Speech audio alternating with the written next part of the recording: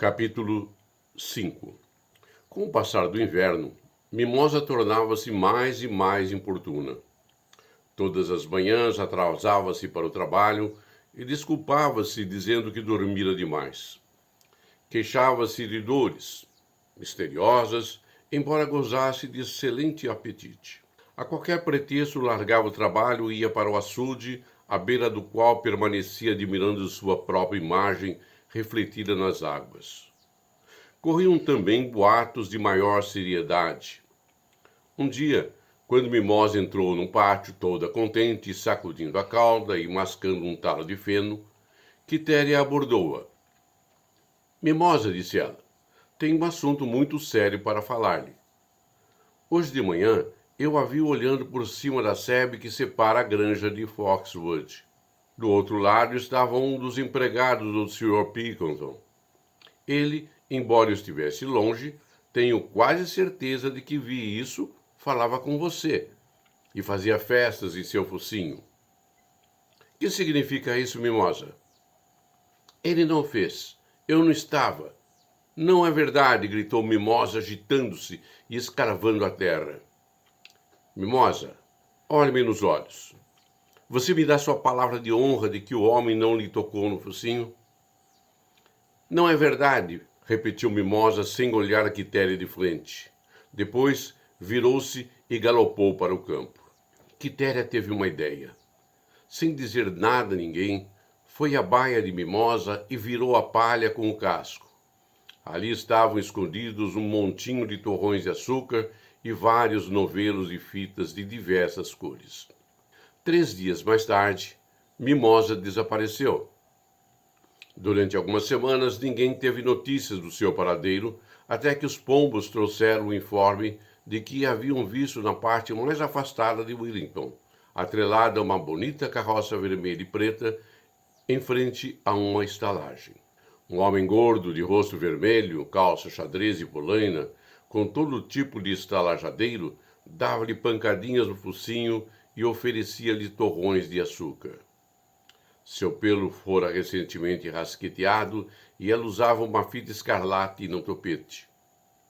Parecia muito satisfeita, segundo disseram os pombos. Os bichos nunca mais falaram com Mimosa. Em janeiro, o tempo piorou terrivelmente.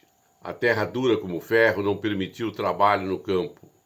Houve muitas reuniões no celeiro grande e os porcos passaram ao planejamento dos trabalhos a serem realizados na estação seguinte. Foi acertado que os porcos, sendo manifestamente mais inteligentes do que os outros animais, decidiriam todas as questões referentes à política agrícola da granja, embora suas decisões devessem ser ratificadas pelo voto da maioria. Essa combinação teria funcionado muito bem, não fossem as disputas entre Bola de Neve e Napoleão. Esses dois discordavam sobre todos os pontos em que a discordância era possível. Se um deles propunha o aumento da área de plantio de cevada, podia-se ter certeza de que o outro proporia uma área maior para o cultivo da aveia.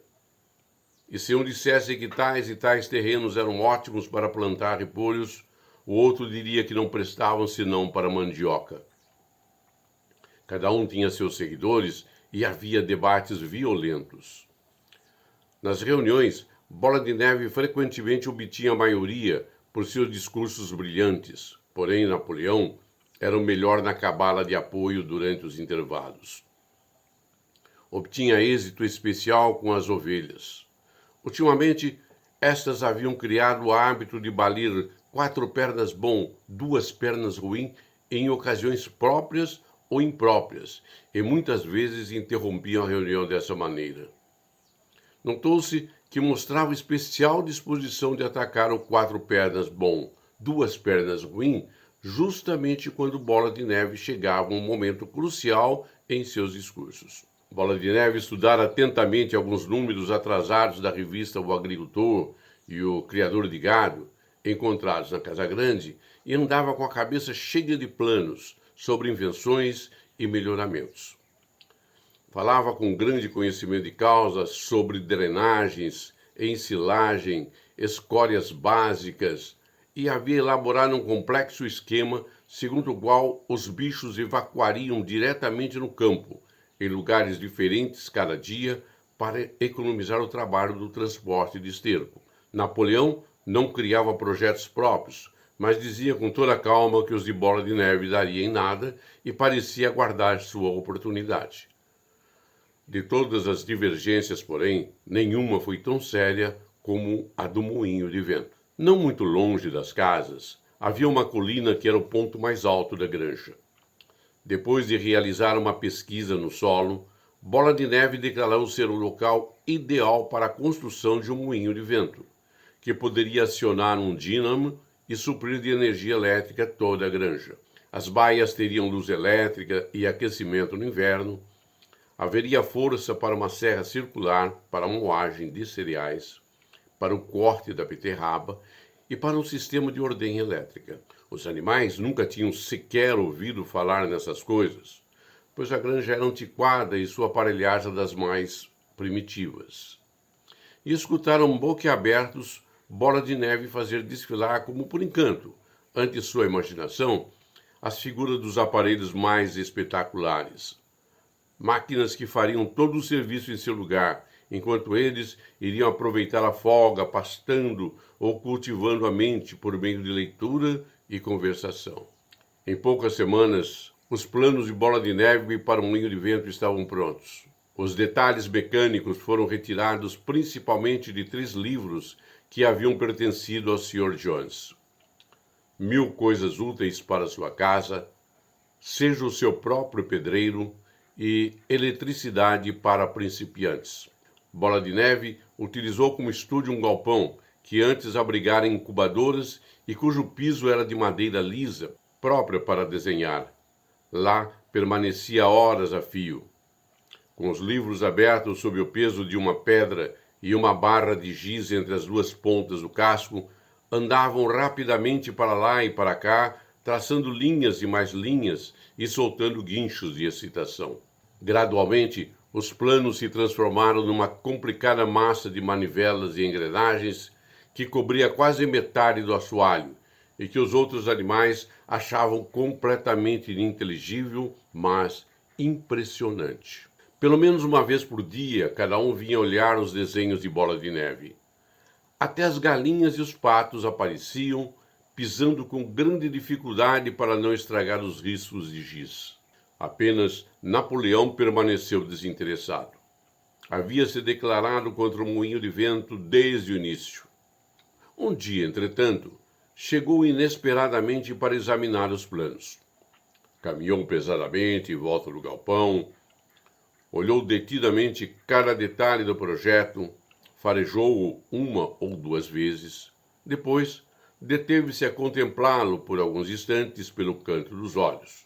Então, inesperadamente, levantou a pata, urinou sobre os planos e caminhou para fora, sem proferir palavra. A granja estava profundamente dividida com respeito ao moinho de vento. Bola de Neve não negava que sua construção resultaria em uma empresa difícil. Seria necessário quebrar pedras e transformá-las em paredes. Depois, construir as pás.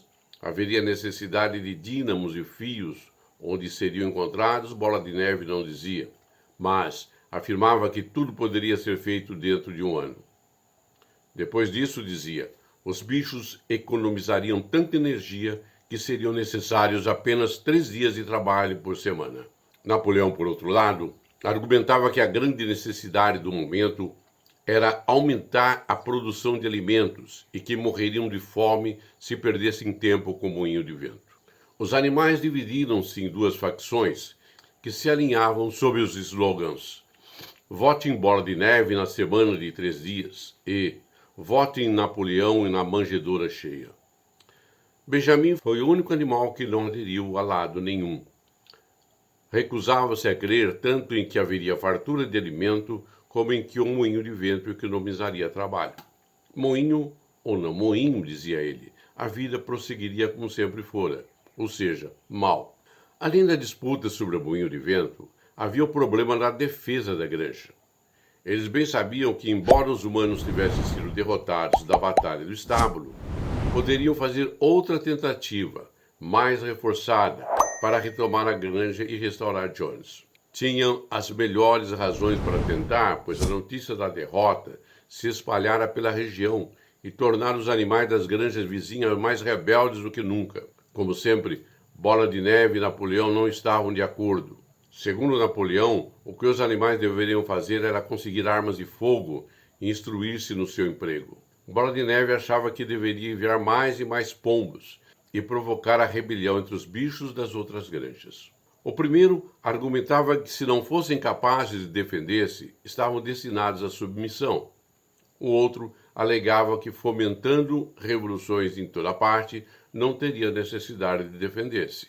Os animais ouviam Napoleão, depois Bola de Neve, e não chegavam à conclusão sobre quem tinha razão. A verdade é que estavam sempre de acordo com aquele que falava no momento. Por fim, chegou um dia que os planos de Bola de Neve ficaram prontos. Na reunião do domingo seguinte, deveria ser posta em votação a questão de começar ou não o trabalho do moinho de vento. Quando os animais se reuniram no grande celeiro, Bola de Neve levantou-se e, embora fosse interrompido de vez em quando pelo balido das ovelhas, expôs suas razões em favor da construção do moinho de vento. Depois, levantou-se Napoleão para rebater. Disse calmamente que o moinho de vento era uma tolice, que não aconselhava ninguém a votar a favor daquilo. Sentou-se de novo. Falara durante 30 segundos e tanto, e parecia indiferente ao resultado. Ante isso, Bola de Neve pôs-se de pé outra vez, calou a grito as ovelhas que começavam a balir de novo e irrompeu num candente apelo em favor do moinho de vento. Até então, os bichos estavam quase igualmente divididos em suas simpatias. Mas num instante de eloquência, Bola de Neve arrastou a todos. Com sentenças ardentes, pintou um quadro de como poderia ser a granja dos bichos quando o trabalho sórdido fosse sacudido de sobre os ombros de todos. Sua imaginação ia agora além dos moinhos de cereais e cortadores de nabos. A eletricidade, dizia ele, poderia movimentar debulhadoras, arados, grades, rolos compressores, ceifeiras e atadeiras, além de fornecer a cada baia sua própria luz, água quente e fria e um aquecedor elétrico. Quando parou de falar, não havia dúvidas quanto ao resultado da votação. Porém, exatamente nesse momento, Napoleão levantou-se e, dando uma estranha olhadela de viés para a Bola de Neve, soltou um guincho estridente que ninguém ouvira antes. Ouviu-se um terrível ladrido lá fora e 9 cães enormes, usando coleiras tachonadas com bronze, entraram latindo no celeiro. Jogaram-se sobre Bola de Neve, que saltou do lugar onde estava, mal a tempo de escapar àquelas presas. No instante, saiu porta fora com os cães em seu encalço. Espantados e aterrorizados demais para falar, os bichos amontoaram-se na porta para observar a caçada. Bola de Neve corria pelo campo em direção à estrada, como só um porco sabe correr. Mas os cachorros se aproximavam. De repente, ele caiu e pareceu que o apanhariam, mas levantou-se outra vez e correu como um desesperado. Já os cães o alcançavam de novo. Um deles quase fechou as mandíbulas no rabicho de Bola de Neve, que o sacudiu bem na hora. Aí fez um esforço extremo e, ganhando algumas polegadas, enfiou-se por um buraco na sebe e sumiu. Calados e aterrados, os animais voltaram furtivamente para dentro do celeiro. Logo chegaram os cachorros, latindo. A princípio, ninguém pôde imaginar de onde tinham vindo aquelas criaturas. Mas o mistério logo se aclarou. Eram os cachorrinhos que Napoleão havia tomado as mães e criado secretamente. Embora ainda não tivessem completado o crescimento, já eram uns cães enormes e mal encarados como lobos. Permaneceram junto a Napoleão e notou-se que sacudia a cauda para ele da mesma maneira como os outros cachorros costumavam fazer para Jones. Napoleão, com os cachorros a segui-lo, subiu para o estrado de onde o major fizera seu discurso. Anunciou que daquele momento em diante terminariam as reuniões dos domingos de manhã. Eram desnecessárias perdas de tempo. Para o futuro, todos os problemas relacionados com o funcionamento da granja seriam resolvidos por uma comissão de porcos, presidida por ele, que se reuniria em particular e depois comunicaria suas decisões aos demais. Os animais continuariam a reunir-se aos domingos para saudar a bandeira, cantar bichos da Inglaterra e receber as ordens da semana. Não haveria debates. A despeito do estado de choque em que a expulsão de Bola de Neve os deixara, os bichos ficaram desalentados com aquela notícia. Vários teriam protestado se conseguisse achar os argumentos. Até Sansão ficou um tanto perturbado. Murchou as orelhas, sacudiu o topete várias vezes e fez um esforço tremendo para pôr em ordem as ideias. Mas, afinal, não conseguiu pensar nada para dizer. Alguns porcos, porém, tinham maior flexibilidade de raciocínio. 4 jovens porcos castrados, colocados na primeira fileira, soltaram altos guinchos de protesto e levantaram-se falando a um só tempo. Mas os cachorros junto de Napoleão soltaram um rosnado fundo e ameaçador, e os porcos calaram-se, sentando-se de novo.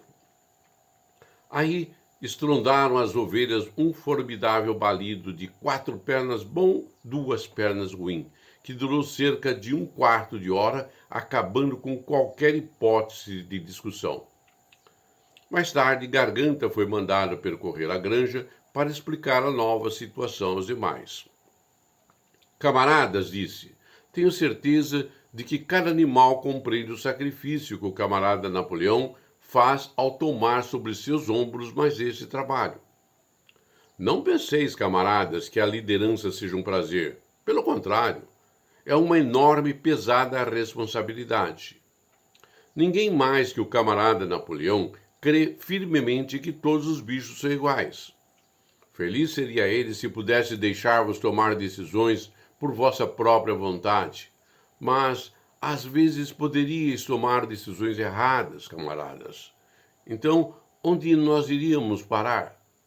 Suponhamos que tivesseis decidido seguir Bola de Neve com as suas miragens de moinho de vento. Logo, Bola de Neve, que, como sabemos, não passava de um criminoso. Ele lutou bravamente na Batalha do Estábulo, disse alguém. Bravura não basta, respondeu Garganta. A lealdade e a obediência são mais importantes, e quanto à Batalha do Estábulo, acredito, tempo virá em que verificaremos que o papel de Bola de Neve foi um tanto exagerado. Disciplina, camaradas, disciplina férrea. Este é o lema para os dias que correm. Um passo em falso e o inimigo estará sobre nós. Por certo, camaradas, não quereis Jones de volta, hein? Uma vez mais, esse argumento era irrespondível. Sem dúvida alguma, os bichos não desejavam Jones de volta. E se a realização dos debates do domingo podia ter essa consequência, que cessasse os debates. Sansão, que já tivera tempo de pensar, expressou o sentimento geral. Se é o que diz o camarada Napoleão, deve estar certo. E daí por diante adotou a máxima. Napoleão tem sempre razão, acrescentando-a ao seu lema particular, trabalharei mais ainda. Já com tempo melhor, iniciou-se a arada da primavera. O galpão em que Bola de Neve desenhara seus planos para o moinho de vento foi trancado e os desenhos provavelmente apagados. Todos os domingos, às 10 horas, os animais reuniam-se no grande celeiro para receber as ordens da semana. A caveira do velho major, já sem carnes, fora desenterrada e colocada sobre um toco ao pé do mastro, junto à espingarda. Após o hasteamento da bandeira, os animais deviam desfilar reverentemente diante da caveira, antes de entrar no celeiro. Já não sentavam todos juntos como antes.